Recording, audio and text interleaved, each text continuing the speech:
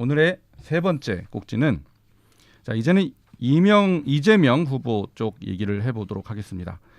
자 이게 영화 아수라를 제가 뒤늦게 봤는데 네. 아수라에서 봤던 그 자살을 당하는 그런 일들이 실제로 벌어지고 있습니다.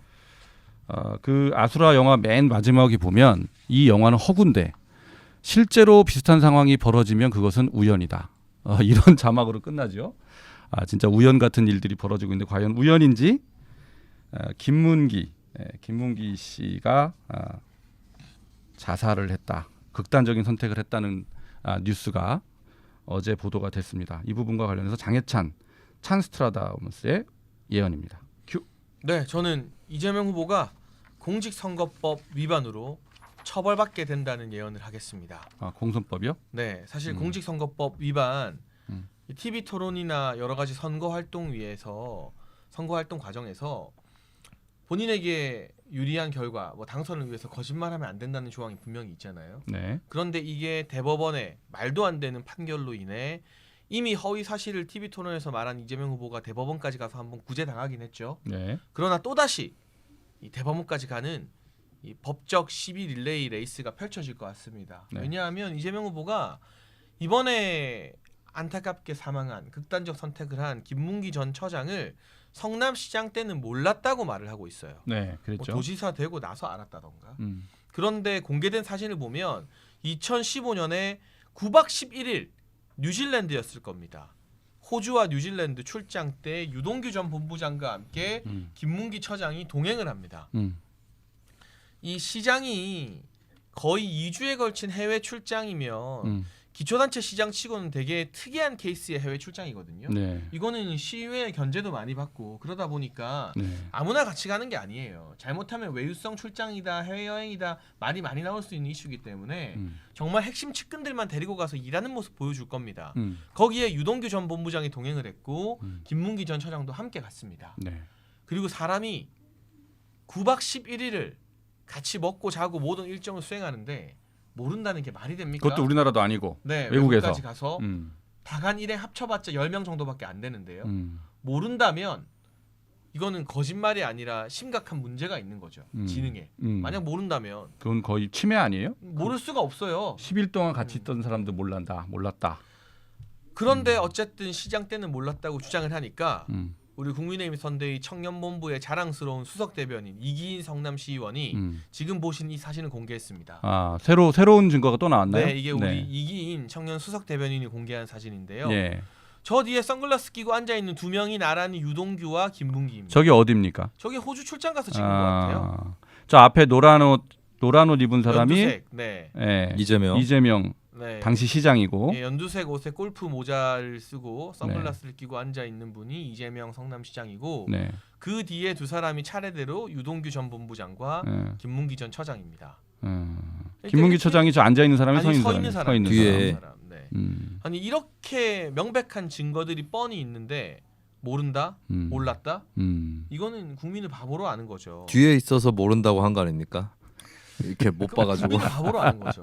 그래서 이 같은 주장을 TV 토론이건 공식적인 석상회건 다시 반복하게 된다면 네. 저는 이거는 굉장히 의도적인 거짓말이 되기 때문에 대법원에서 무죄 판결이 나왔던 그 거짓말, 뭐 강제 입원과 관련된 거짓말보다 더 심각하고 고의성이 분명한 것이거든요. 그래서 공직선거법 위반으로 다시 기소당하게 될 것 같습니다. 이재명 후보는 왜 김문기 씨를 몰랐다고 하는 거예요? 모르면은 네. 몰랐다고 하면 뭐가 좋은 거예요? 대장동과 관련해서는 지금 멘탈이 많이 깨져 있는 상태 그러니까 아닐까요? 서울 성남시장 재직 시에는 몰랐다 이렇게 얘기하잖아요. 그죠? 그렇죠. 그렇게 얘기를 경기 하고 도지사 있고. 때 알게 됐다 이렇게 얘기하잖아요. 네. 그러면 어떤 차이가 있는 거예요? 저도 이해가 안 가는 거는 그러니까 역으로 이재명 후보를 옹호하는 그럴 수도 있다고 변호하는 논리가 또 가능한 게 그걸 굳이 몰랐다고 해서 본인이 얻을 이득은 뭐냐. 그것도 굉장히 궁금한 대목이에요. 그래서 그걸 생각해 보면 또 아는 거를 몰랐다고 한 것이 아닐 수도 있다라는 그런 가설도 한편으로는 성립을 하는 것 같긴 합니다. 근데 저는 조금 이해가 안 되는 부분은 예를 들면 이런 사례도 있다고 해요. 제가 누구라고는 말씀 안 드리겠지만 어떤 단체장이 있는데 그 단체장을 1년까지는 아니고 조금 1년보다는 덜한 기간 한 8개월인가 10개월 정도 보좌 조직에 있었던 공무원이 있대요. 근데 그 공무원이 굉장히 혀를 차면서 음. 저 단체장이 내 이름을 모르더라라고 하는 거예요. 아. 그렇게 물론 보좌 조직이 조금 크긴 합니다. 뭐 아니, 그 사람의 오붓하게- 직급이 뭔데요? 보좌 조직이라는 게 너무 포괄적이잖아요. 직급은 좀 젊은 직원이에요. 젊은 음. 공무원인데 그래도 얼굴 자주 보고 이렇게 지나가면서 꽤 봤는데 8개월인가 10개월인가를 일했는데도 내 이름을 모르더라. 이러면서 이상한 단체장이다. 누군지는 얘기하지 않겠습니다.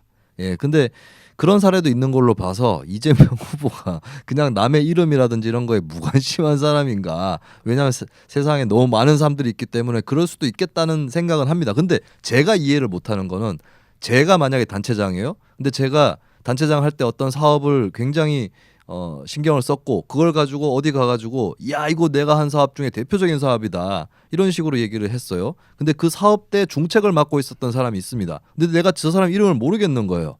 그러면 좀 알아봐가지고 남들한테는 아는 척합니다. 오히려 거꾸로 몰랐더라도 몰랐다는 게 너무 민망하고 부끄럽기 때문에 몰랐더라도 조금만 알아보면 아 그 사람이 그때 무슨 직책에 있었다고 아 그러면 이런 일을 했겠네. 그러면 또 기억이 안 나던 것도 날 수도 있어요.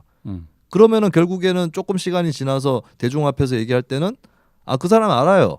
이런 일을 했었죠. 이렇게 얘기할 수 있는 거거든요. 근데 몰랐다. 이게 저는 이해가 안 갑니다. 지금 김문기 씨가 말이에요. 대장동 사업에서 그 초과 이익 환수 조항이 어떻게 해서 없어지게 됐느냐 이게 이제 대장동 사업의 굉장히 중요한 포인트 중에 하나인데 그 조항을 초과 이익 환수 조항을 삭제한 데 되게 주도적인 역할을 했다. 네. 그리고 그거를 담당한 부서의 부서장이었다. 라는 점은 이제 그건 뭐 팩트인 것 같아요. 근데 그거 관련해서 지금 참고인으로 조사를 검찰에서 계속 받다가 사실은 피의자도 아닌데 참고인이었는데 이런 극단적인 선택을 했죠. 그런데 그 초과이익 환수 조항을 삭제한 데 있어서 이재명 시장의 직접 지시가 있었던 것은 아니냐라는 그런 의혹이 이제 그 다음에 제기가 될 것에 대비해서 이재명 시장이 나는 그 사람 알지도 못했다 이렇게 미리 선수를 친 거 아니에요? 그렇게 봐야 되는 거 아닙니까?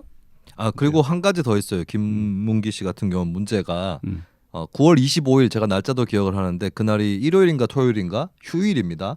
그때 정민용 변호사, 김문기 씨도 그렇고 정민용 변호사도 그렇고 그 컨소시엄 선정할 때 심사를 주도했던 사람들이거든요. 네. 근데 정민용 변호사가 성남도시개발공사에 들어가가지고 휴일에 자료를 열람합니다. 그 당시에 자기가 심사했었던 그 자료를 채점표라든지 이런 걸 열람을 해요.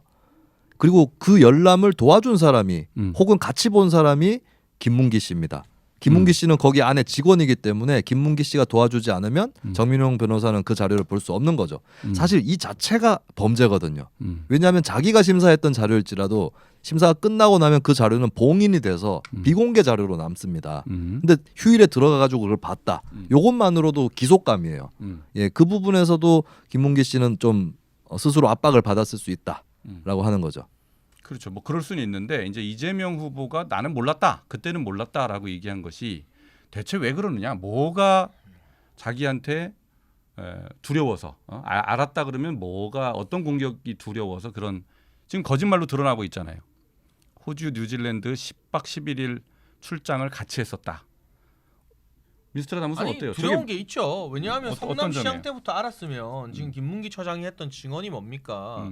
자기는 초과이익 환수 조항 이거 넣자고 했는데 윗선의 압박으로 삭제했다는 증언을 한 거잖아요. 그러니까 성남시장 때부터 알았으면 초과이익 환수 조항이 삭제되는데 이재명 후보가 직간접적인 영향을 끼쳤을 수도 있다는 인과관계가 성립하기 때문에 나는 몰랐다. 그러니까 초과이익 환수 조항 삭제와 관련해서 내가 직접 지시하거나 개입한 게 없다. 압력을 행사하지 않았다는 주장을 하기 위해서 성남시장 때는 몰랐다고 한 거죠. 일단 닥치고 모른다라고 하는 걸 수도 있어요. 왜냐하면 굉장히 논리들이 겹겹을 이재명 후보 쪽에서 만들고 있는 게 초과 이익 환수 조항이 빠진 거는 문제가 없다는 거예요. 이재명 후보 입장은. 예, 그러면은 자기가 관여했다라고 해도 되는 거예요. 어떻게 보면. 그런데 근데 관여는 또 안 했다 그러고. 그러니까 초과 이익 환수 조항이 빠진 건 배임이 아니다라고 하는 것은 유동규 등등의 배임 혐의를 덜어주는 행위고. 근데 설령 유동규 등등이 배임 혐의로 드러날지라도 이재명 후보 본인은 그게 아니라는 그 뜻으로 또 본인은 또 거기에 그렇게 관여하지 않았다. 이 얘기를 또 겹겹이 치고 있는 거고 이 상황에서 모른다라는 말이 쉽게 그렇게 나오니까 이 사람은 일단은 무조건 이렇게 모른 척하는 거 아니냐. 이렇게 또 의심이 쌓이는 거죠. 근데 아마도 지금 뭐 초과이익 환수조항 삭제가 문제 없다고 주장하고 있습니다만 이 초과이익 환수조항 삭제 과정에서의 외압 여부가 결국 법적인 책임에 결정적인 영향을 끼치는 소위 말하는 스모킹건이라는 걸 이재명 후보 측에서도 너무나 잘 알고 인지하고 있기 때문에 어찌되었든 초과이익 환수조항 삭제와 관련이 있는 사람들 간의 인연은 최대한 끊어버리고 싶어하는 그런 속내가 발현되어서 뻔히 보이는 거짓말을 한 것 같고요. 참 가슴 아픈 죽음이죠. 그런데 공교롭게도 지금 돌아가신 두 분이 다 초과이익 환수조항 삭제와 관련되었거나 황무성 전 사장 해임과 관련된 인물들입니다. 결과적으로 이분들이 윗선이 져야 될 책임을 대신 지고 극단적인 선택을 한 것처럼 보이는 상황이기 때문에 이재명 후보가 뭐라 말을 해도 그리고 성남시학 때는 몰랐다는 이 해명 자체가 바로 사진 몇 장으로 들통나는 거짓말이 돼버렸기 때문에 이 대장동 사건이 다시금 대선판을 뒤흔드는 주요 키워드로 부상할 것 같습니다. 그래야 되는데 지금 문제가 이 핵심적인 역할을 했던 그 증인 두 사람이 지금 전부 다 유명을 달리했기 때문에 이 의혹을 규명할 만한 그러면 키를 누구한테 찾아야 되느냐 이게 이제 가장 큰 고민일 것 같아요. 한 사람 남아 있죠. 누구죠? 일단 정민용 변호사가 남아 있습니다. 그러니까 유한기 그리고 이 돌아가신 김문기 전 처장 그리고 정민용 변호사 세 사람이 이 초과이익 환수조항 삭제 여부를 결정짓는 회의의 외부 인원으로 또 내부 인원으로 참여를 했다고 알려지고 있잖아요. 그래서 지금 온라인상에서는 이재명 후보의 사진을 합성해서 정민용 변호사 한 명 남았다 이렇게 풍자한 그런 사진들도 많이 유통이 되고 있는데 많이 퍼지고 있는데 정민용 변호사가 이제는 진실을 말해줘야 됩니다. 정민용 변호사는 지금 구속되지 않은 상태죠. 구속은 아닌 걸로 기소만 알고 있어요. 되어 있고요. 네, 불구속 상태인 걸로 알고 있고 초과이익 환수조항 삭제와 관련해서 어떤 외압들이 있고 그 당시에 유한기와 김문기가 무슨 말을 했는지를 고백을 해줘야 되고요. 그리고 또 하나의 키가 더 있습니다. 유동규도 그렇고 모든 사람들이 그 당시 이재명 시장의 의사를 대행했던 사람은 정진상이었다고 말을 합니다. 성남시 정책실장이었죠.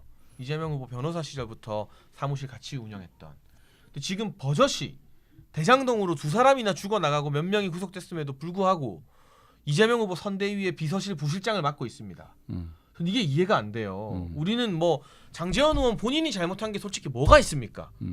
그런데 아무 직도 맞지 않고 백의종군하겠다고 갑자기 장제원 정진상 부실장은 계속해서 부실장 자리 맞잖아요. 대장동으로 이 난리가 나고 있는데도 비교해보면 민주당에게 엄청 관대한 거예요. 언론이. 정진상이 부실장 하고 있는 게 말이 됩니까? 왜 그러는 거예요? 그러니까 정진상을 놓을 수 없는 결정적인 이유들이 있겠죠. 이재명 후보 측에. 그래서 정민용과 정진상 두 정씨의 입을 통해서 진실을 밝혀내야 된다고 생각합니다. 저는 이 두 정씨가 정말로 그 유혹을 잘 이겨냈으면 좋겠습니다. 정민용 변호사 같은 경우에는 개인적으로 이제 제 후배가 되기도 합니다. 그 친구가 상당히 그 운동을 열심히 하는 그 체대생 아니냐? 스포츠를 체육 특기자로 사법연수원에 들어온 거 아니냐? 뭐 이런 소리를 들을 정도로 굉장히 운동을 좋아하는 친구입니다. 그런데 정민용 변호사가 지금 이렇게 관계자들이 계속 자살하는 그런 것들을 보면서 본인도 심적으로 굉장히 많이 괴롭고 고통스러울 것 같은데요.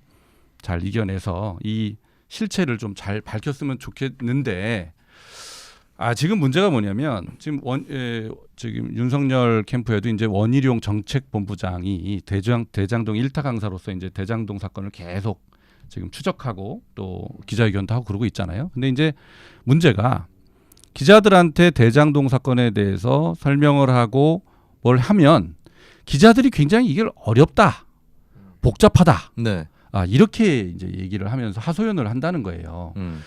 사실은 대장동 사건이 너무 좀 복잡하잖아요. 관련자들도 굉장히 많고 그리고 지금 좀 관계자들도 지금 자살하는 일들도 많고 그래서 규명이 안 되니까 기자들도 상당히 이 부분에 대해서 잘 쫓아오지 못한다. 기자들이 이런 하소연을 하더라고요. 그래서 이게 정말로 중요한 사안임에도 불구하고 언론이 제대로 보도를 하지 못하는 배경에는 기자들의 그런 또 현실이 있습니다. 그래서 저는 언론사들이 말이에요.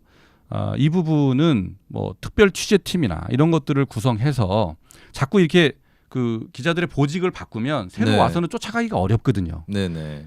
그렇기 때문에 좀 그 보직을 유지해서라도 이것을 깊이 있고 끈기 있게 좀 추적할 수 있도록 환경을 조성해 주는 것도 굉장히 중요하다. 그런 생각이 듭니다. 그 조국 사태 때도 보니까 담당 취재 기자들이 중간에 막 발령 나고 이런 일들이 몇 번 있었거든요. 그렇죠. 그러니까 잘 안 되잖아요. 네. 취재가.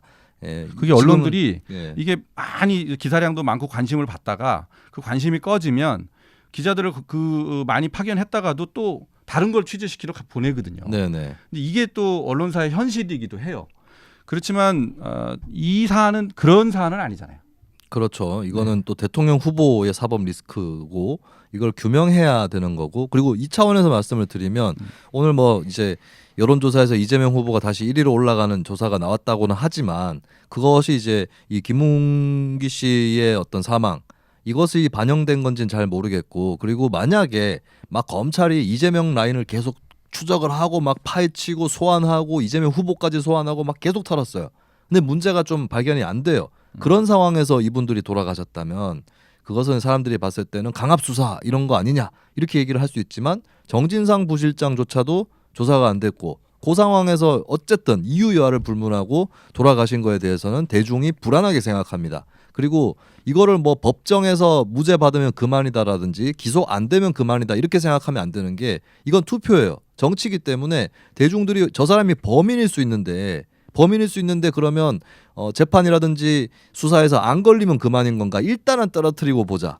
이렇게 해서 지지율이 하락할 수 있습니다. 이미 이재명 후보가 컨벤션 효과를 누리지 못하고 지난 경선 이후에 지지율이 떨어졌던 거, 박스권에 갇혔던 거 지금도 사실 윤석열 후보한테 이겼다고 하는 조사를 보면 이재명 후보가 막 40몇 % 이렇게 나오는 건 아니에요. 그렇죠. 예, 그걸 봤을 때는 이 사건은 이대로 넘어가고 특검 도입 안 되고 이렇게 되면 이재명 후보는 저는 더 힘들어질 거다. 뭐 어제 방송에 나와가지고 자기도 미치겠네 이런 표현을 썼어요. 생방송 중에.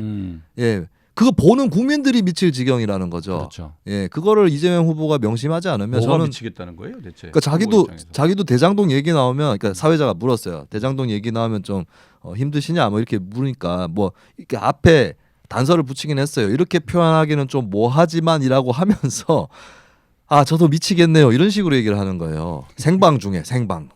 네, 그 본인은 무슨 그게 소탈한 서민 화법이라고 생각할지 모르겠지만 지금 이 죽음에 불안해하고 불길해하는 국민들이 더 이재명 후보보다 더 미치겠다라는 생각을 할 수 있는 거 이걸 좀 유의해야 될 겁니다. 김서윤님이 2만 원 슈퍼챗 보내주셨습니다. 감사합니다. 아 이게 오늘 슈퍼챗이 상당히 많네요. 그리고 제가 중간에 한 두 분을 또 빼먹었어요. 근데 이걸 슈퍼챗을 찾는 방법을 모르겠네요. 어떻게 찾는 방법이 있나요? 네, 죄송합니다. 제가 좀 챙겨드려야 되는데 그때 챙겨드리지 못해서 죄송하다는 말씀 드립니다. 예, 오늘도 지금 전국 현안에 관해서 3가지 현안에 관해서 말씀을 나눠봤습니다. 저는 이게 이제 우리 방송 마무리할 시간이잖아요. 네. 네. 작은 예언 하나 하겠습니다. 그래요. 다음 주에 윤석열 후보 지지율 반등합니다. 아 그래요? 이기는 지지율 조사도 나왔지만 뭐 갤럽 같은 경우는 여전히 이겨요. 전화 면접인데 왜냐하면 방금 들어온 속보를 보니까 지금 이 크리스마스 특사 아니죠 가석방으로 이석기 전 통진당 대표가 가석방 된다고 합니다. 아 그래요? 네. 이게 속보로 떴어요? 네, 아까 뜨더라고요. 그리고 이런 여러 가지 요인들 네. 그리고 그동안 계속 잠복해 있던 갈등이 아예 수면 위로 불거져서 그냥 어느 정도 김종인 총괄 선대위원장의 주재하에 마무리가 되는 모습 등 이런 여러 가지 요건들 때문에 다음 주 초 이후의 여론조사 각 조사 결과마다 윤석열 후보가 반등할 거라고 작은 미니 예언을 덧붙이겠습니다. 저도 예언을 하나 하겠습니다. 오늘 예언이 쏟아지네요. 예사롭지 않은 징조예요. 왜냐하면 이석기 씨를 풀어준다라고 하는 거는 사실 이석기 씨는 징역 9년인가를 받았거든요. 그래서 형기가 얼마 안 남았어요. 그건 뭐냐면 문재인 정권이 계속 시간을 끌어왔다는 겁니다. 이석기 씨 거취에 대해서. 그만큼 민감한 소재라는 걸 본인들도 알고 있는 거예요. 문재인 정부도 청와대도. 그런데 이석기가 가석방 된다 했을 때 어제까지만 해도 아니 오늘 오전까지만 해도 이 얘기가 없었잖아요. 갑자기 나온 거잖아요. 네. 그러면 요 다음 카드가 나올 것 같다는 느낌이 듭니다. 이석기만 전조다. 이석기만 풀어주겠느냐. 음. 박근혜 전 대통령 형 집행정지 깜짝 카드로 나온다. 예언 갑니다. 아, 예, 오늘 예언이 예, 지금 계속해서 쏟아집니다. 부인하는 보도만 나오고 네, 있어요. 그렇죠. 청와대 쪽에서. 네. 근데 청와대가 모를 수 있어요. 법 박범계 장관은 어렵다 얘기했어요. 어렵다고 했죠. 네, 예, 어렵다. 네. 예, 안 된다고 안 했습니다. 네. 어렵다라고 요거 얘기했는데 요거 예언 틀리면은 지금- 이제 크리스마스 때 잠적해야겠습니다. 예. 저는 이게 옳고 그름을 떠나서 옳고 그름을 떠나서 그리고 박근혜 전 대통령이 건강이 나쁜 건 사실이에요.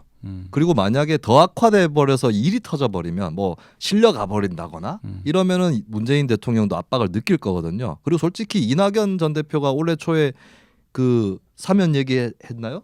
그거 사실은 청와대랑 상의 안 하고는 나올 수 없는 그렇죠. 문제입니다. 그렇죠. 예, 이낙연 전 대표가 그것 때문에 울었다는 얘기도 있어요. 너무 힘들어가지고 욕을 너무 많이 먹어서. 그것 때문에 이낙연 후보의 지지율이 급전직하했잖아요. 예, 그렇죠. 네. 이거 얼마나 원망스럽겠어요. 근데 그것은 제가 뭐 잘못했습니다. 네. 방송을 끝내야 되는데 이 봉인의 김수민의 입을 풀어버리고 말았습니다. 아직 5시 안 됐어요. 자, 오늘 네. 예언이 박근혜 형 쏟아지네요. 집행정지 예언합니다. 김수민 평론가 그 이석기 전 의원이 가석방된다는 뉴스를 촉으로 예민하게 받아서 박근혜, 이명박 두 분 답니까? 박근혜. 박근혜. 예, 이명박은 아니고. 그래요? 한 네. 사람만 한다고요? 네네. 박근혜 전 대통령의 성탄절 가석방을 예언했습니다. 오늘 예언이 쏟아지네요. 아 가석방 아니고 형 집행정지. 형집행정지. 네네. 그거는 너무 우리가 그러니까 주로 하나만 한 너무 쉬운 예언을 거 하시는 아니야? 스타일이에요. 아니 형 김수민 집행정 평론가 아니 형 스타일은 집행정지 된다고 보세요? 타율이 지금? 높은 아니, 경우가 지금- 아니 잠깐만 나한테 지금- 업히지 마. 아니야. 지금 굉장히 건강 상태가 안 좋다라고 네. 지금 다 돼 있기 때문에 형집행정지는 많이 예상하고 있는 건데. 아니요 형 집행정지 한다고 그랬어요? 에이 참나. 네, 좀 자, 아니, 이거 알겠습니다. 하나만 유도- 하는 스타일이에요. 유도 질문이야. 가석방은 됩니까 안 됩니까? 유도 질문이야 이거. 가석방은 아니 돼, 안 형 돼? 집행정지 안 된다고 아니 했잖아. 가석방은 돼 안 돼? 가석방까지는 안 됩니다. 오케이, 네. 알겠습니다. 예, 오늘 예언이 쏟아졌는데, 자, 찬스트라다무스하고 저하고 예언이 엇갈렸습니다. 저는 다음 주까지는 윤석열 후보 캠프에 윤석열 후보의 지지율이 떨어질 것이다. 10%까지 벌어질 수도 있다. 찬스트라다무스는 반등할 것이다. 저도 반등했으면 좋겠습니다. 반등한다는 대전제는 윤석열 캠프의 전열이 정비가 되었을 때 저는 반등이 가능하다라고 보는데요. 그렇게 빨리 된다라는 거죠? 네, 저는 자, 이미 내기합시다. 전열이 뭐 정비되고 내기할까요, 있다고 우리? 봅니다. 슈퍼챗 슈퍼챗 얘기합시다. 슈퍼챗 내기는 어떻게 하는 거예요?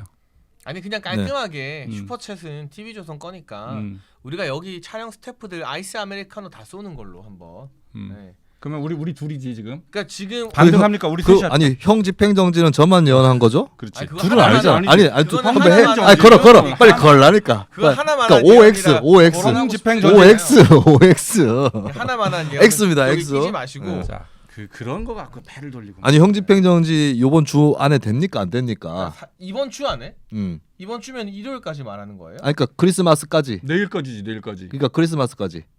휴일 25일까지. 되면 네. 내일이 금요일이니까. 저는 내일쯤은 발표 난다고 봐요. 내일 된다. 네. 형집행정지. 오늘 밤에 날 수도 있습니다. 야, 이 요거 흘리는 걸로 기간 봐서. 갖고 걸고 오네. 네. 저도 형집행정지는 가능성이 높다고 봅니다. 저는 뭐 이런 하나만 한 예언. 아니 빨리 뭐 빨리 OX 빨리 해. 자, 지지율 반등으로. 겁니다. 자, 그러면은 장혜찬 평론가하고 저하고 지지율 반등. 저는 당분간 하락. 다음 주 언제? 다음 주 목요일 방송 그러니까 이게 기준으로 합시다 우리. 제일 중요한 건 저는 제일 마음에 안 드는 여론조사가 MBS이긴 하지만 오늘 이 표천한 거 MBS로 이야기하셨잖아요. 네. 그러니까 MBS 다음 주 목요일 오전에 발표나잖아요. 다음 주 목요일 오전에 목요일 발표된 MBS 방송에서 이게 표차가 얘기하도록 지금 합시다. 지지율 차이가 오늘 7%였나요? 6%였나요? 6%. 그렇죠? 예, 6%. 6%보다 좁아지면 제가 이기는 거고 6%보다 벌어지면 장진영 변호사님 좋습니다. 이기는 거고. MBS 기준이요? 네, MBS, MBS 기준. 저는 6% 그대로 간다. 6% 간다. 네. 6% 포인트. 좋습니다. 네. 자, 그러면은 아이스 아메리카노. 네. 몇 잔입니까? 총 6잔이 얼마 안 되겠네요. 돼요. 네네. 알겠습니다. 저희 사무실에 계신 분들도 다 쌓아야 되는 거 아닌가요? TV조선 전 직원? 네. 아니 여기 층이라도. 방송 여기까지 하시죠. 알겠습니다. 네, 오늘 목요일 방송은 여기서 마치겠습니다. 다음 주 화요일 4시에 뉴스트라다무스 다시 찾아뵙도록 하겠습니다. 메리 크리스마스 인사드리겠습니다. 메리 크리스마스. 메리 크리스마스. 크리스마스.